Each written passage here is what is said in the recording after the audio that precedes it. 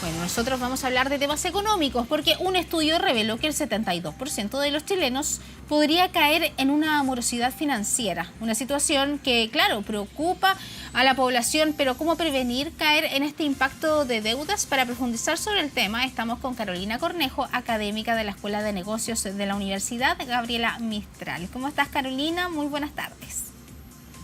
Hola, muy buenas tardes. Muchísimas gracias por esta invitación. Bueno, Carolina, las cifras de este estudio de Chile Deudas son bien preocupantes. 72% de personas que cree que va a caer en una situación de morosidad, que además ya han estado en una situación compleja. De ellos, 6 de cada 10 han estado, por ejemplo, ya en DICOM, pero se suman los otros que nunca han estado. Bueno, esto quizás da cuenta de los problemas económicos que están teniendo las familias hoy en día, porque se acabaron, por ejemplo, las ayudas relacionadas con la pandemia. Sí, la verdad que es preocupante porque no solo las personas, como decías tú muy bien, el 72% cree que podría caer en una morosidad, sino que el 83% de las pymes también. Las pymes también están muy preocupadas y creen que podrían no cumplir sus compromisos financieros. Y eso es algo bien delicado porque genera, digamos, nerviosismo en los mercados. Y producto de eso es porque hoy en día ya no se tienen tantas ayudas del Estado como fue en periodos pasados, en pandemia. La inflación está muy alta, el costo de la vida, entonces todo eso genera un temor a nivel, digamos, personal y a nivel empresa también o a nivel pyme. Si hablamos de las personas, bueno, también estaba leyendo en este estudio que dice que 40% más o menos tiene deudas de 3 a 10 millones, también los que están quizás un 30% más o menos de 1 a 3, también hay un porcentaje importante que tienen más de 10 millones de pesos, pero lo que llama la atención acá es que son créditos de consumo, porque acá hay que dejar de lado los Claro. créditos hipotecarios.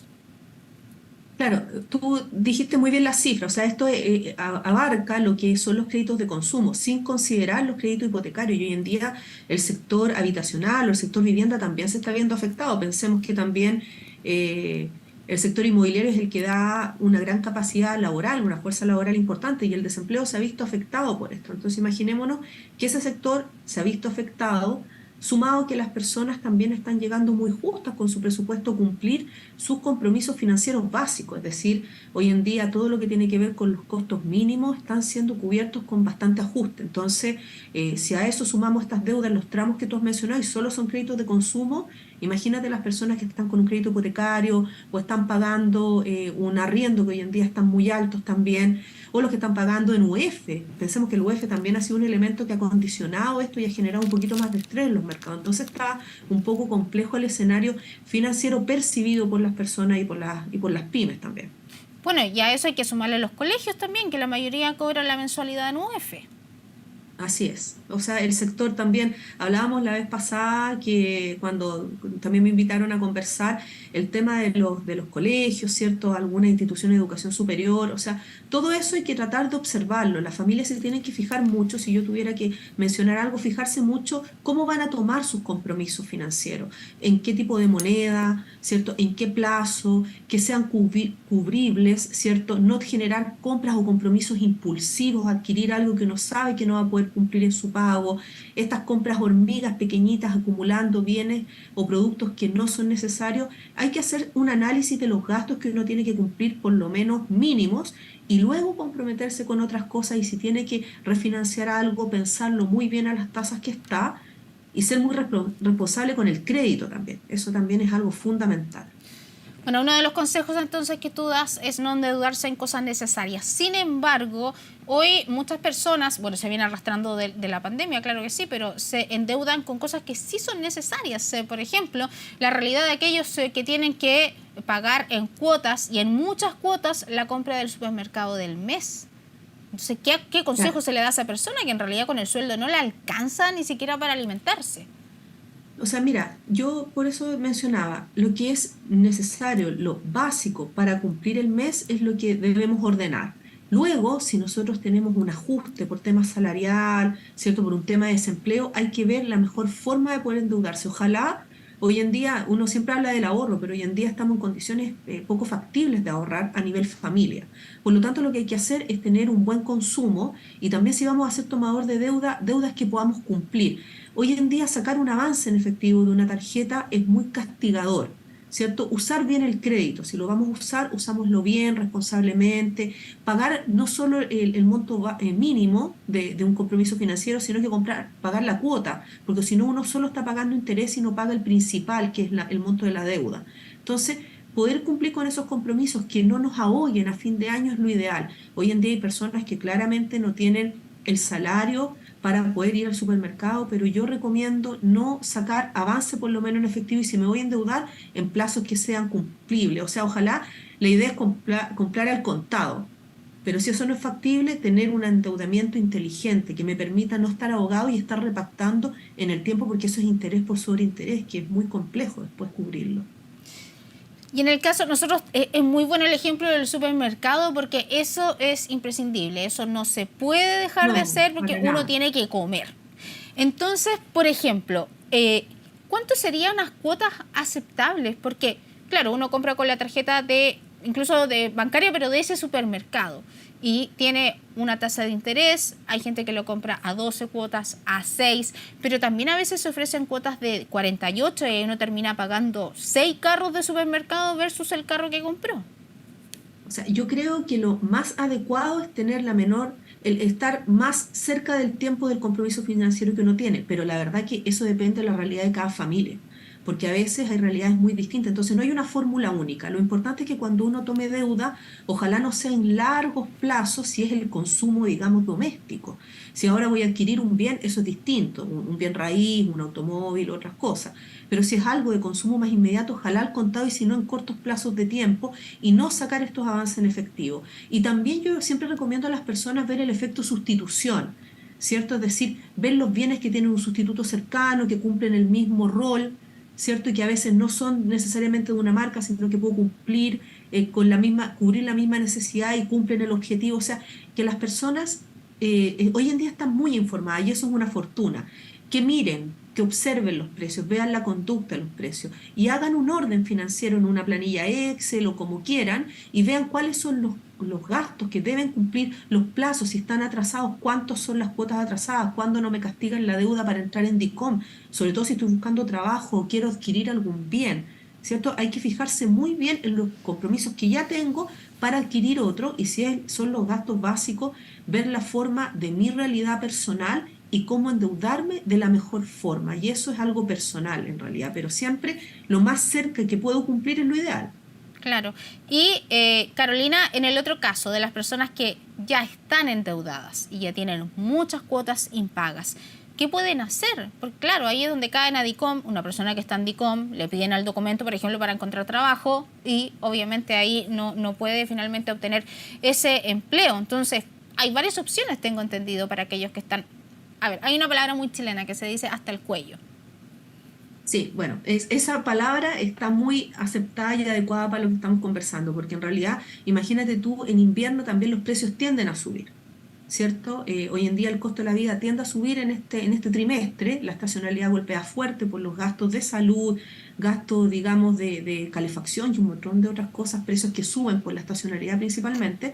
Entonces las personas, claro que se ven más justas para cumplir ciertos compromisos financieros y si no los vienen cumpliendo en el tiempo, lo importante es ver la posibilidad de que si tengo que repactar algo o acercarme a la institución financiera, ver la mejor opción. Hoy en día, claro, el sistema financiero siempre tiene opciones y actualmente están contactando a sus clientes para ver las opciones de no dejarlo en esta incobrabilidad y sobre todo que queden castigadas las deudas. Entonces, si tengo una deuda que ya sé que no voy a poder pagar, no endeudarme más y repactar esa deuda, pero ver bien la opción que me van a dar. Lo importante es ver muy bien la opción, no estar desinformado. Infórmense, por favor, vean cuál es la mejor tasa, el mejor plazo, ajustado a mi realidad financiera. Y eso es importante, hacerse asesorar, ¿cierto? Por la institución financiera con lo que lo voy a hacer y con otras personas que sepan también del tema, si es que yo no lo sé tanto, ¿cierto? Lo importante es siempre estar informado para cumplir otro compromiso financiero. ¿Y cuán conveniente es esta opción de consolidar las deudas? Que, por ejemplo, un banco compre todas las deudas de esa persona y así termina pagando solo una cuota al mes. Mira, depende en el fondo del monto de la deuda que tenga la persona, qué tan desordenada financieramente está, cuál es la condición financiera que tiene hoy en día, si está en condición de trabajo, laboral o no. En el fondo, muchas personas, si están muy ahogadas, se acercan a una institución financiera, les compran todo el paquete a una tasa y lo repactan en varias cuotas. Si eso te permite desahogar financieramente, pero cumplir en esos plazos, es adecuado. Pero siempre lo que hay que mirar son las tasas, el plazo y la realidad financiera actual que tengo. Si yo sé que no puedo cumplir con todo esto, bueno, la verdad que no es lo ideal, pero hay que refinanciar deuda, hay que repactar. No obstante, lo ideal es ir cumpliendo lo que tengo, pero si no, hacerse asesorar. Hágase asesorar. Si yo no sé bien cómo tomar un nuevo préstamo, cómo refinanciar, cómo repactar, hágase asesorar por alguien que sí lo pueda aconsejar, porque depende mucho de la situación familiar también. No solo enfrento yo una situación financiera, sino que mi contexto familia completo. Y entonces eso es importante también verlo, porque estoy afectando a otros y otros ingresan a esta problemática financiera también. Yo sé que siempre llegamos al punto que tiene que ver con que la persona se organice y vea si puede pagar o no. Pero hay muchas familias en Chile que sobreviven quizás para no estar morosos pidiendo un crédito para pagar ese crédito. Después piden otro crédito para pagar ese crédito que se sigue pagando. Entonces es un círculo finalmente en que a la persona nunca le permite salir de la morosidad porque siempre termina en que no puede pagar en algún minuto. Claro, lo que pasa es que eso financieramente a veces ya el default, caes en default. Tanto pymes como personas pueden caer en una quiebra financiera, que entiendo lo que estás preguntando tú. Si yo ya estoy en una quiebra financiera, tengo que hacer el ejercicio legal de declararme en quiebra, ¿cierto? Para poder partir y cumplir con lo mínimo que pueda pactar con esas instituciones a quienes todos les debo. ¿Ya? Ahora, si esa es la condición, hay una situación legal que uno puede hacer, contrae nuevos compromisos con los montos mínimos que puede pagar. Ahora, si es una persona que no se quiere dar a la quiebra financiera o una pyme, lo que tiene que hacer efectivamente es tomar estas deudas y ver cuáles son las que puede cumplir, porque en verdad hoy en día el escenario financiero y económico es un poco complejo en Chile. Va a tender a mejorar, pero tenemos una alta tasa de inflación, una alta tasa de desempleo. Las ayudas estatales no pueden ser las.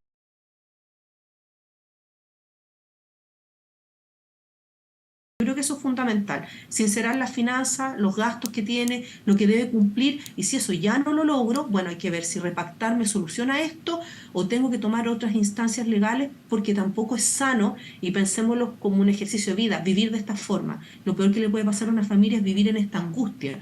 Y esto del temor financiero habla mucho de la economía conductual. Las personas incluso entran en un estrés, en situaciones emocionales complejas. Por lo tanto, la clave es primero sincerarse financieramente y luego ordenarse rápidamente y no dejar en el tiempo que esto siga y reviente, como se dice en Chile, y llegue el agua hasta el cuello, sino que lo que hay que hacer es tomar medidas frente a esto. Y hay condiciones de preguntarle a las instituciones financieras, a otras personas, pero primero tengo que sincerarme yo como persona y familiarmente también, lo que podemos cumplir familiarmente.